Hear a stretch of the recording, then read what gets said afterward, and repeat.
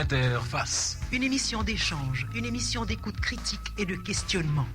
Interface. Nous c'est l'homme, nous pas qu'un bécrasse. Passer l'idée s'écraser, barrière pas comprendre. Chita parler, qu'a changé la vie. Interface. Une émission hebdomadaire chaque dimanche à midi. Reprise le mercredi soir à 9h. Interface. Simba Relé, m'a tout fait.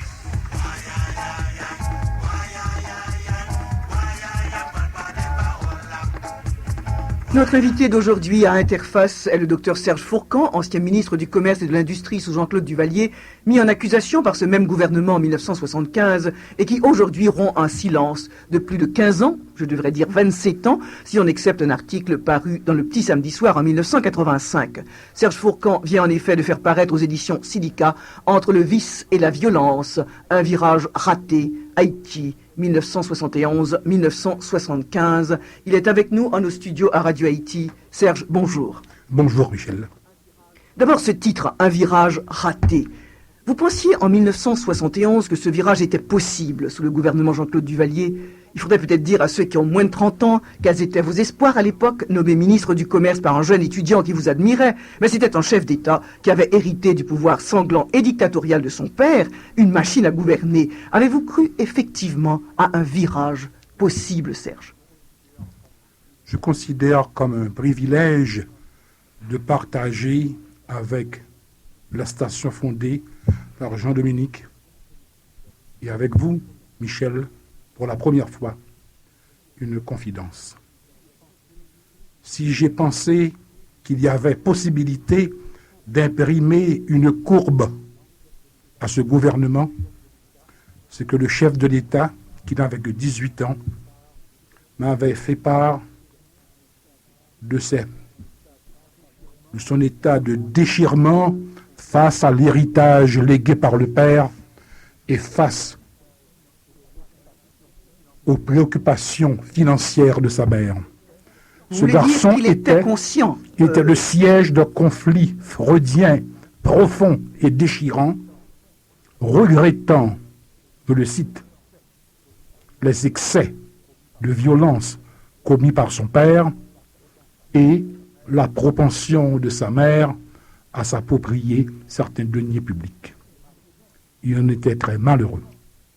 J'ai pensé donc qu'avec de tels sentiments, il m'ouvrait une marge d'action et que j'aurais pu, modestement, dans mon domaine d'action, agir pour imprimer un virage à une politique qui trop longtemps avait été dictatoriale, corrompue et antinationale. Vous n'avez eu aucun mot dans votre livre Entre le vice et la violence, aucune critique vraiment de Jean-Claude Duvalier, qui était alors le dirigeant, mais qui se trouve un peu vous avoir laissé mener à l'abattoir, Serge. Parce que le procès politique, le procès des timbres, était pour tout le monde un procès politique, où il s'agissait d'abattre Serge Fourcan. Et Jean-Claude Duvalier n'a rien fait. Non, on peut dire mieux. Il m'a fait arrêter. Il m'a fait emprisonner. Il m'a maintenu en prison. Lorsque toutes les preuves établies démontraient mon innocence, il a tenu bon, car on lui avait fait valoir qu'il s'était trop avancé pour reculer. Il en avait trop fait pour pouvoir se dédire. Vous voulez dire qu'il en avait trop fait dans le cadre de ce procès? De ce procès, il avait arrêté un homme et son père. Une dizaine de fonctionnaires honnêtes, compétents du ministère. Il avait battu la grosse caisse, fait un scandale sans précédent, parce qu'il croyait finalement que j'étais candidat à la présidence. Mais, Michel, il faut également ne pas oublier qu'en 4 ans de pouvoir, ce qu'il y avait en lui de bons sentiments s'est érodé sous la pression de la corruption.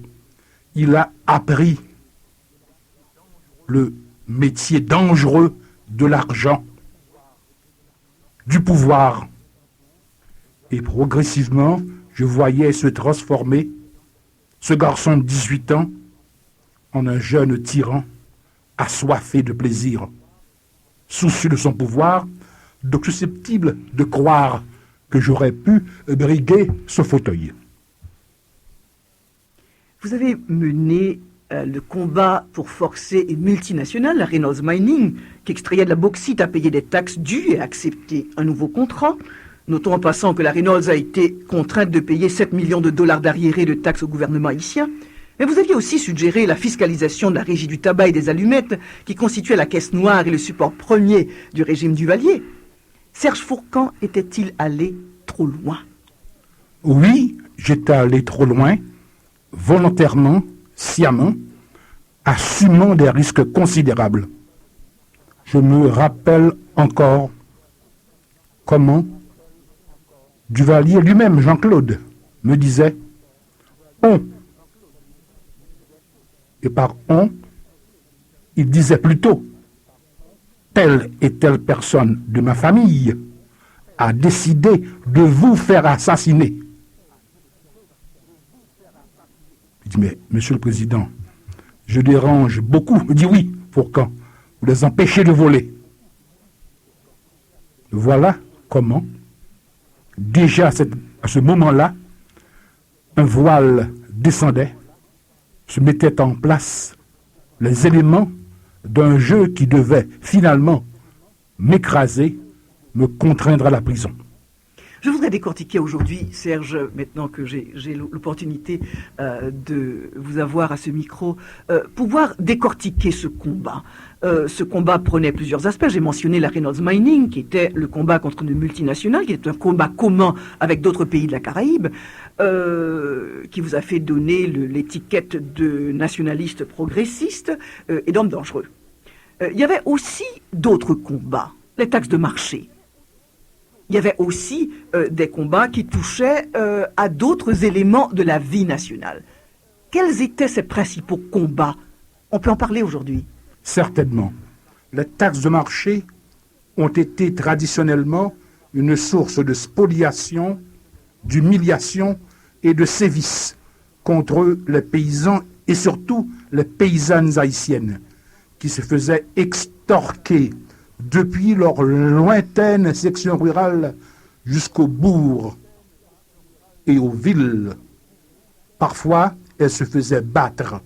Et il y a eu, Michel, je le souligne avec force, dès Frédéric Marcellin, dès 1870-80, des voix qui s'élevèrent pour protester contre de telles iniquités. Il y eut de la magnifique législature des années 30, avec Jean Price-Mars, Antoine Télémaque, des hommes qui protestèrent et demandèrent l'abrogation des taxes de marché. Et ce fut, pour moi, la plus belle heure de ma vie. Et j'en chéris toujours le souvenir quand le chef de l'État, autour d'un verre de champagne, au soir de ce qu'il appelait la victoire sur la Reynolds, me demanda quelle récompense. Ministre Fourcan, souhaitez-vous? Il pensa à quelques dizaines de milliers de dollars. Je lui répondis, en regardant de le blanc des yeux le ministre des Finances, qui était partie prenante, car c'est lui qui gérait les fonds de l'État. Je lui répondis, le ministre des Finances vous dira, il existe des taxes de marché qui ne rapportent que très peu à l'État haïtien. En guise de récompense, je vous en demande l'abrogation. Le ministre des Finances fut beau joueur. Il dit oui, président, c'est négligeable comme rentabilité fiscale. Il dit alors, rédigez tout de suite le communiqué, ce que je fis sur un coin de table. Le ministre des Finances lut mon communiqué à la radio. Est-ce que vous saviez à l'époque, Serge, à quoi vous vous attaquiez? C'est-à-dire, qui était impliqué dans la perception de ces taxes? L'entourage immédiat du chef de l'État percevait une partie de cette taxe qui se chiffrait à 900 000 gourdes. Le ministère de l'Intérieur aussi en avait sa part. Puis, toute une kyrielle de sbires, macoutes, depuis les sections rurales jusqu'au marché des grandes villes et de Port-au-Prince en particulier, qui prélevaient souvent, plusieurs fois plutôt qu'une, des taxes de marché, humiliant les paysannes et les fouettant souvent quand elles tardaient à décaisser la gourde ou les centimes qu'ils exigeaient. Je savais que je mettais à dos l'appareil répressif et l'appareil corrompu du régime. Mais Michel, avais-je le droit de refuser un acte de justice et de réparation à ces paysannes qui ont porté si longtemps le fardeau de l'économie nationale et n'avaient reçu en retour qu'humiliation, vexation et sévices dégradants. J'avais le devoir d'assumer tous les risques et regardez finalement, j'ai fait mon devoir et j'ai maintenant 65 ans. Regarde le chemin parcouru. Michel, si on me replaçait maintenant, avec tout ce que je sais que le destin avait en réserve pour moi, dans les mêmes conditions qu'en 71, si j'avais maintenant 33 ans, si maintenant on m'offrait la même occasion avec au bout la prison et un procès infamant, je prendrais à nouveau les mêmes risques, car quel bonheur inouï que de servir Haïti, au péril de sa vie, de sa liberté. Quel bonheur inouï. Serge, a posteriori, 27 ans plus tard, était-ce la foi en vos idéaux progressistes? Était-ce aussi une forme de naïveté d'un jeune technocrate égaré dans la politique? Était-ce une forme d'ambition politique? Que diable allait faire un professeur d'université, professeur d'économie, professeur de droit, dans la galère de la politique haïtienne après la dictature de François Duvalier? Michel, encore une fois, je vous ai réservé 2 confidences. On m'a offert, Michel, la présidence d'Haïti en juillet 1973. Des représentants de puissances étrangères m'ont fait savoir que on serait heureux de me voir me positionner. Je répondis alors que j'avais peut-être quelques talents comme professeur, mais aucun comme dirigeant politique. Je me considérais comme un fonctionnaire pressé de retourner à sa vie privée. Plus tard, on m'offrit également le poste de Premier ministre. Je déclinai, mais finalement, Michel, la vraie raison fut que je ne pouvais accepter de mains étrangères de cadeaux pareils qui sont et doivent être la consécration de la vertu, du patriotisme et surtout l'aboutissement d'une action commune d'hommes et de femmes résolus, patriotes et honnêtes. On ne reçoit pas ça en cadeau. D'un étranger. D'un étranger. Un peuple vous l'offre.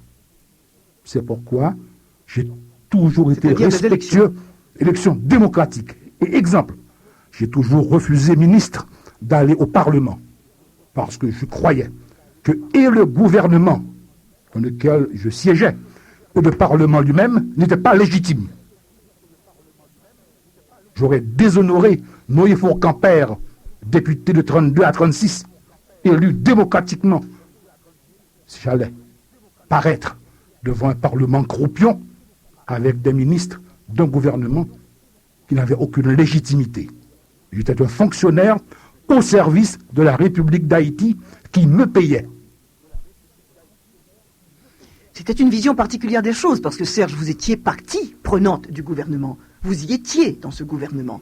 Et comment dire « je fais mon travail de technocrate, je ne fais pas partie du reste ». Est-ce que c'est ça qui a précipité cette espèce de complot qui s'est ourdi contre Serge Fourcan en 1975 ? On a toujours su que je n'étais pas du groupe. Je suis un marginal par rapport à eux. Je l'ai été. Je me suis opposé à toutes leurs menées. J'ai assumé des risques. Et ma fonction était de réglementer le commerce et de développer l'industrie. Telle était ma mission.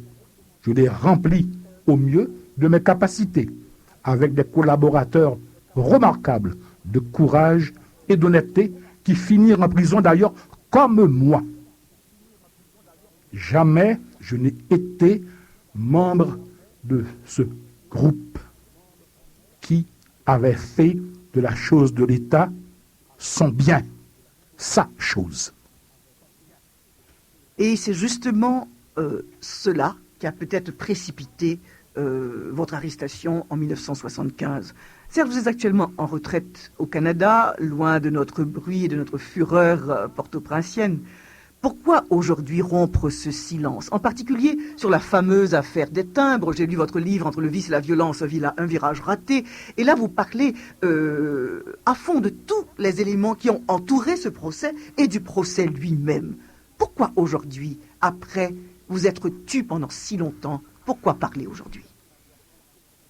J'aurais pu citer Magloire Saint-Aude et vous dire « je voulais parler, mais j'étais aphone ». Non, je n'étais pas aphone. J'ai enseigné après, j'ai parlé après. Mais si maintenant je publie ce livre, c'est parce que je crois que je dois à la jeunesse haïtienne, envers qui j'ai une dette, puisque j'ai arrêté précocement mon enseignement universitaire. Je lui dois une dernière contribution.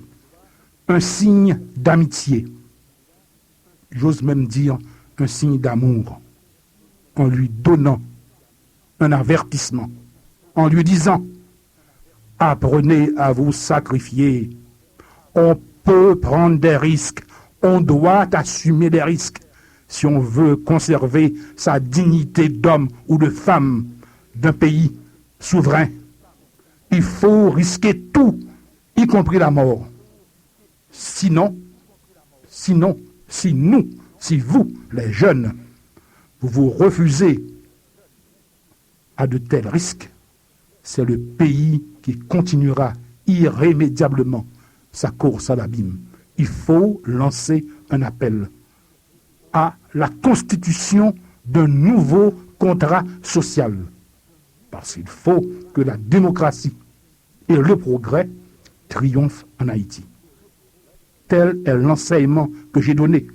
L'œuvre hardie, parcellaire, incomplète, abrégée d'un homme qui n'était pas naïf, mais qui était soucieux d'apporter une très modeste contribution pour que Haïti soit moins laide en effaçant quelques verrues du visage de sa mère, la nation haïtienne. Une pause et nous reviendrons dans quelques minutes à ce fameux procès des timbres.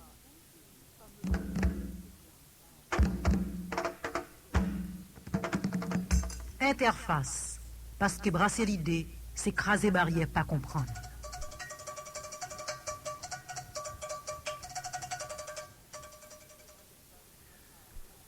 Vous écoutez Interface à Radio Haïti. Notre invité aujourd'hui, c'est le docteur Serge Fourcan, ancien ministre du Commerce.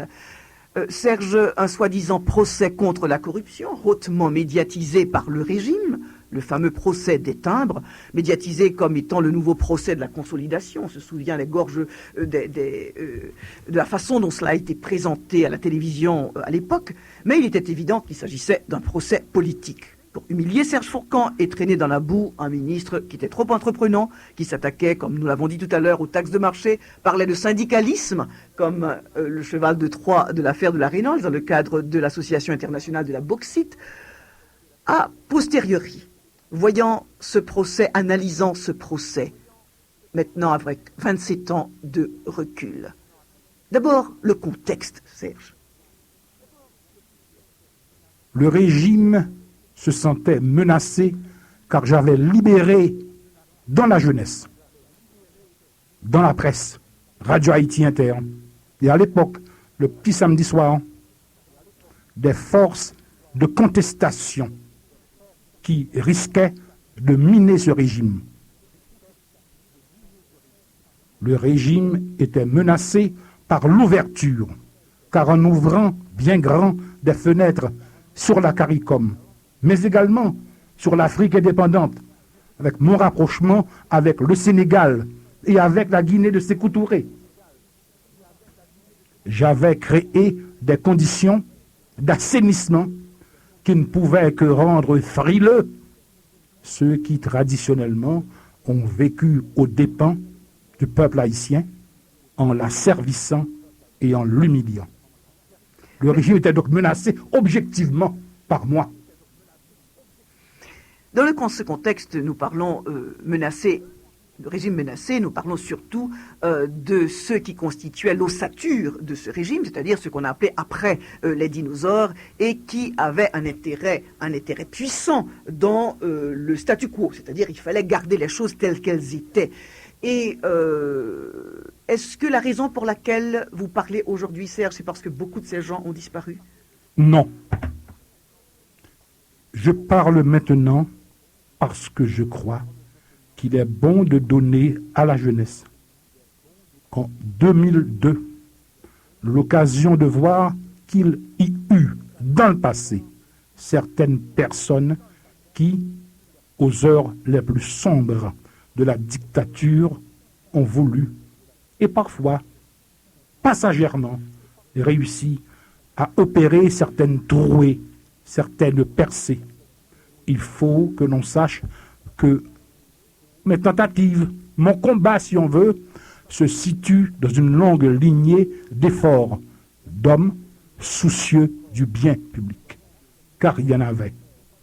J'étais pas seul. Indépendamment de moi.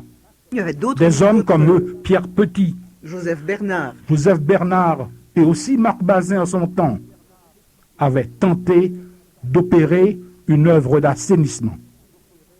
Ils ont machiné, inventé, fabriqué des preuves fragiles que je devais renverser comme fétu de paille, rapidement en rédigeant moi-même les conclusions que lut mon oncle et parrain, maître Maurice Villers, à mon procès, pour dévoiler l'inanité, le ridicule des accusations farfelues qui voudraient que je fût coupable de n'avoir pas respecté une résolution d'une institution internationale, alors que ces résolutions ne sauraient avoir de force contraignante.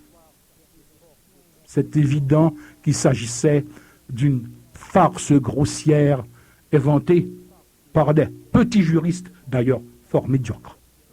Nous arrivons donc à ce procès des timbres pour lequel vous avez été arrêté le 8 mars 1975, en même temps que 8 autres personnes accusées d'avoir forgé la signature du secrétaire d'État au commerce sur un document autorisant une firme new-yorkaise à imprimer des timbres qu'on a appelés les oiseaux d'Audubon.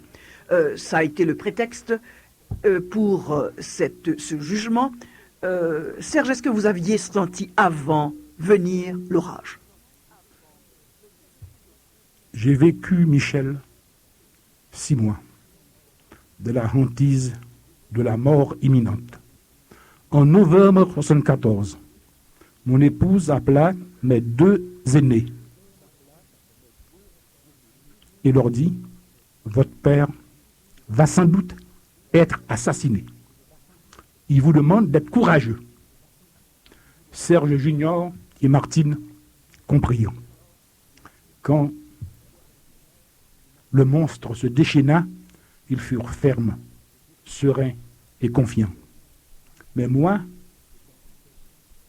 je devais chaque jour sortir, faire mon devoir, en sentant l'ombre de la mort me suivre partout. Chez moi, un membre des SD du palais, différent des SD des casernes. Un membre des SD du palais veillait et attendait le moment de m'abattre. Dormant toute la nuit dans sa voiture Chevrolet, en face de ma modeste demeure de Delma 56. J'arrivais à déjouer sa surveillance, jour après jour, nuit après nuit. Ce fut une période éprouvante. Je savais que l'orage venait, car le chef de l'État lui-même m'a dit, ils ont juré, Fourcan, de vous faire assassiner car vous les empêchez de voler. Il me l'a dit devant les ministres. Il l'a répété à l'issue d'une cérémonie de remise de lettres de créance au Palais national, au mois de janvier 1975. Je sentais donc que l'orage allait s'abattre sur moi. Et cet orage, vous sentiez aussi les acteurs, c'est-à-dire ceux qui tiraient les ficelles, c'est-à-dire les commanditaires de cet acte, parce qu'ils ont choisi, au lieu de vous abattre politiquement et de vous humilier, ce qui implique un autre type de choix de détruire. Vous avez eu connaissance avant des hommes derrière les ordres? Oui. J'eus le malheur de déplaire à des hommes puissants. Jamais chez moi il n'y eut de volonté malicieuse.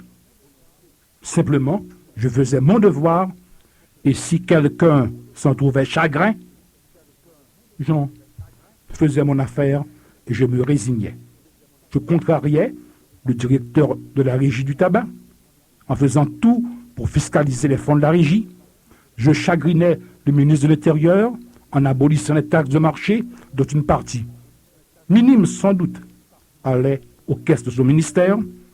Je chagrinais d'autres membres du gouvernement et l'entourage du chef de l'État en fermant la source de revenus d'une société bidon nommée la Commerciale d'Haïti S.A., qui, parallèlement à la régie, prélevait des sommes importantes sur tous les matériaux de construction importés ou fabriqués en Haïti, des clous aux préfabriqués, plywood, bois et autres. Fabriqués en Haïti. Fabriqués et importés aussi, en abolissant deux communiqués publiés dans le Nouvelliste.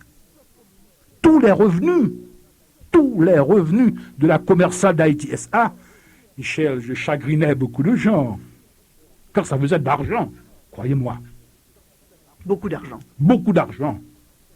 D'ailleurs, je vous rappelle, Michel, je vous apprends plutôt, que je fus le premier, en 1966, en collaboration avec le représentant résident du Fonds monétaire international en Haïti, à opérer une estimation plus ou moins véridique de l'ensemble des revenus de la régie du tabac. Ça, c'était le gros morceau. Évidemment. Dites-vous bien, j'ai hérité en cadeau d'un ami en exil depuis les Duvaliers des archives secrètes de la régie du tabac et des allumettes que j'ai déposées dans les coffrets de sûreté de mes enfants en Amérique du Nord, au Canada et aux USA, où je vois, avoué par la régie elle-même, en 68, époque de contraction économique, époque où tout allait mal pour les producteurs haïtiens, les revenus de la régie, avoués par la régie, dépassaient les 4 millions de dollars américains. En 71, cela s'élevait à une dizaine, ou plus d'une dizaine de millions de dollars américains. C'était, Michel, beaucoup d'argent. Et cet argent allait où? Dans les coffres de qui? Les dossiers que j'ai déposés dans les coffrets de banques américaines et canadiennes indiquent les bénéficiaires des individus, hommes, femmes, ministres, militaires, miliciens, amis ouverts ou amis occultes. Ils se répartissaient gaiement le gâteau des fonds publics. Ceci nous amène, à partir de ce contexte, à ce procès des timbres. Un procès qui a pris pour prétexte donc cette affaire de timbres imprimés et une affaire de fausses signatures du secrétaire d'État au commerce d'alors. Ce procès, vous l'avez vécu en prison, vous l'avez vécu en préparant votre propre défense. J'aurais aimé parler de cette expérience personnelle qui a été, je le sais, douloureuse, de vous retrouver dans un tribunal, entendant, écoutant les gens discutaient de vous et discutaient des accusations portées contre vous. A posteriori, vous ressentez maintenant quoi? Une profonde tristesse d'avoir vu en direct et dans ma chair les turpitudes de la justice haïtienne.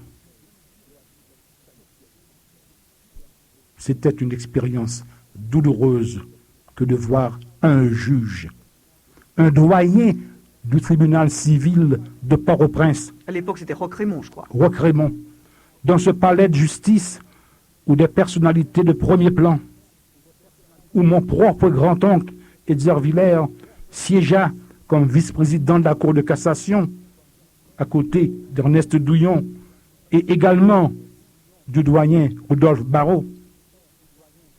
Quelle honte de voir la justice haïtienne arriver au rang des fabricateurs de pièces, des inventeurs de documents, de ceux qui transformaient le réel pour en tirer le mensonge et fabriquaient de toutes pièces une accusation fausse contre un homme car ils avaient reçu l'ordre du palais à tout prix de salir celui qui, sorti de prison, aurait pu, croyait-il, devenir un candidat à la présidence alors que ma vie m'offrait bien autre chose que la politique comme source de plaisir et de passion réelle.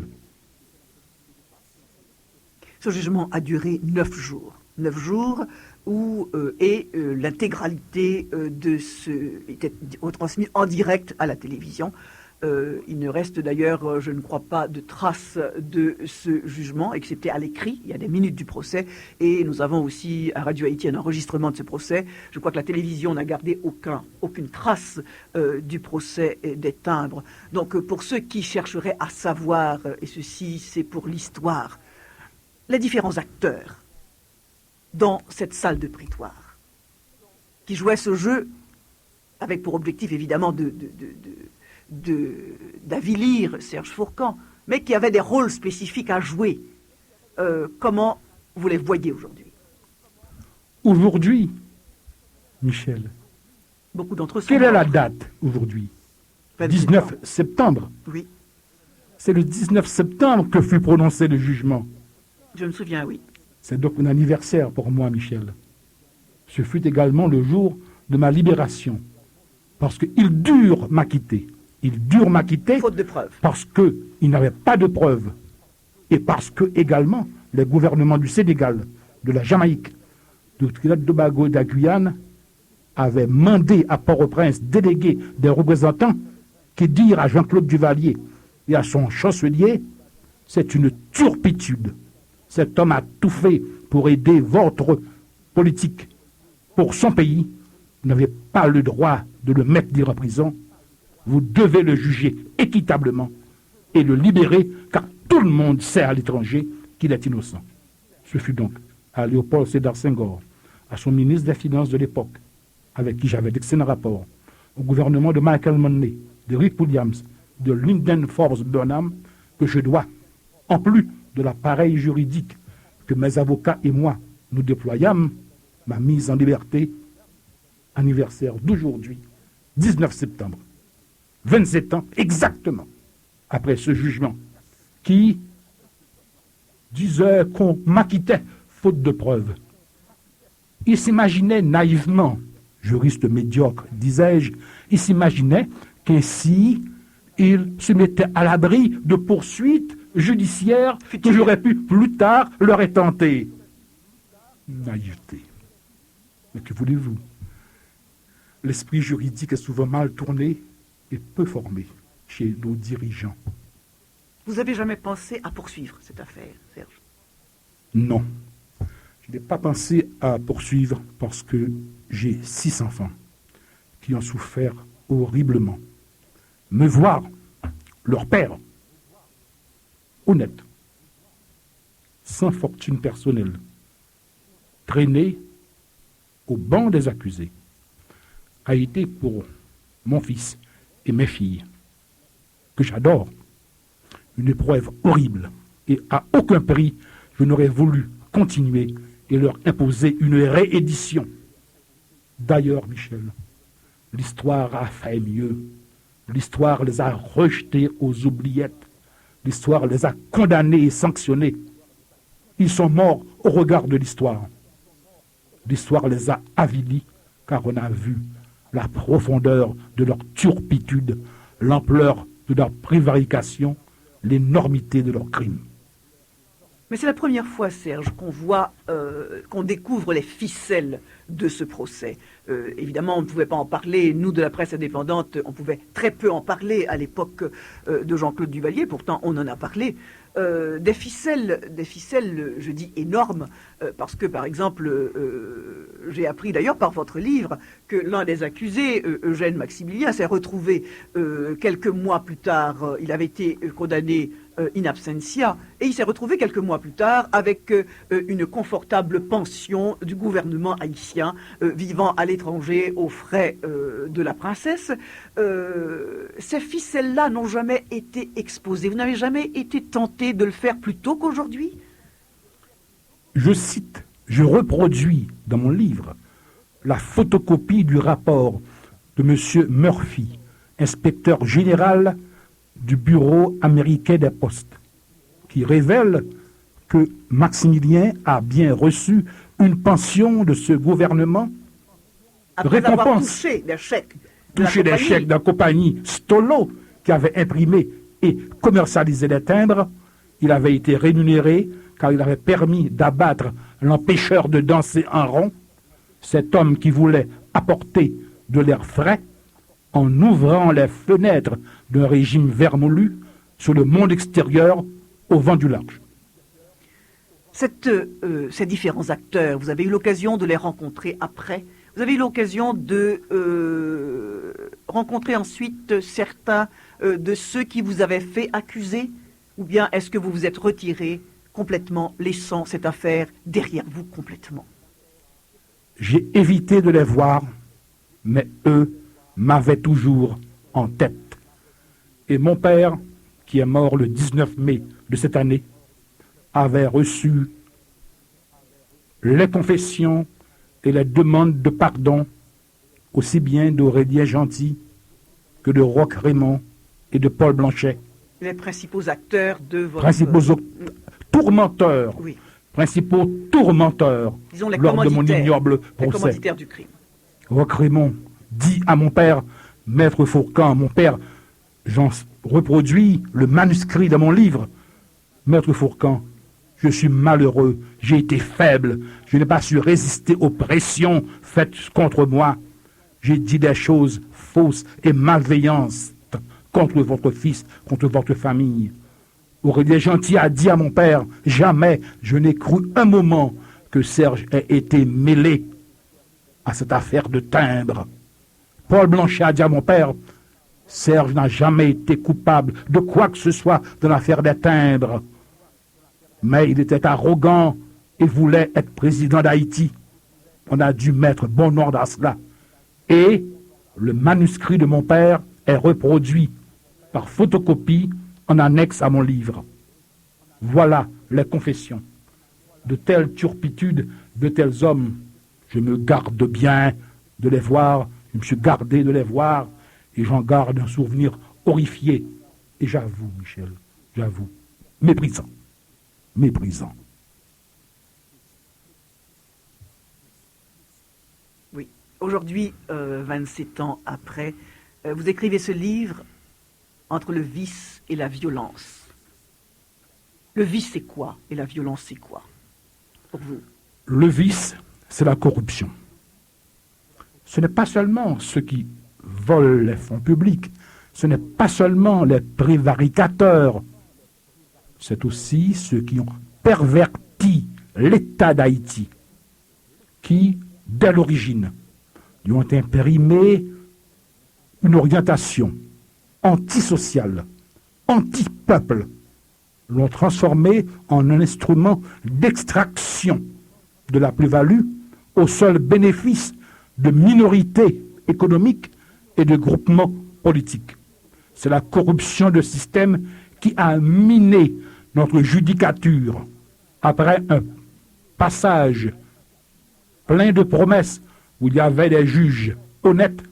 Rapidement, les Duvalier ont perverti le régime, l'ont corrompu, le régime de la justice, l'institution juridictionnelle haïtienne. La corruption, c'est ce qui arrive à fausser les valeurs sociales, ce qui fait qu'une fausse élite impose de fausses valeurs. C'est une perversion de l'ordre moral. C'est tout cela que je désigne par vice. Quant à la violence, ce n'est pas seulement la violence des macoutes et des SD des casernes qui sont venus arrêter mon père et moi en 1975.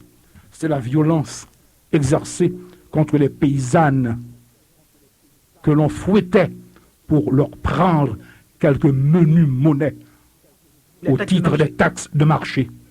C'est la violence faite contre le peuple, contre ses valeurs culturelles, sa religion, ses principes, ses dieux et sa terre.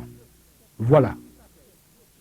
Michel, ce trio, la terre, les hommes, les dieux, voilà ce contre quoi s'exerçait la violence institutionnelle de l'État d'Haïti, qui n'a fait qu'atteindre un degré exacerbé pendant les 30 ans des Duvalier. Le vice et la violence, nous y reviendrons après la pause.